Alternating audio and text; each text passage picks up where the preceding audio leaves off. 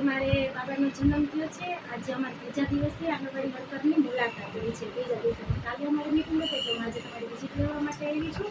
અને તમારા આપણે બાળકને 6 મહિના સુધી કંઈ આપવાનું જ નહોતું.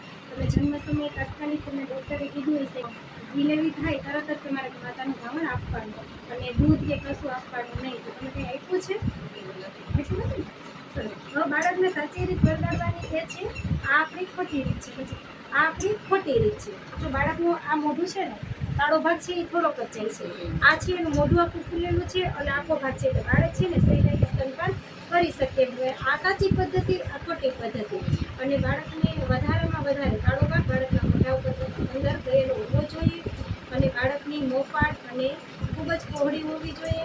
નીચેનો હોઠ બહારની તરફ પડેલો હોવો જોઈએ. બાળકને દાઢીનો ભાગ સ્તનની અડેલો હોવો જોઈએ. જેમ આ ચિત્રમાં જે રીતે છે ને કે દાઢી નીચે આખું છે એ રીતે. તો બાળકને સ્તનપાન પછી સ્તનપાન માટે બાળકની યોગ્ય સ્થિતિ. બાળકને આપણે મન પડે તેમ તેડીને મન પડે એ રીતે નહીં ગવડાવવાનું.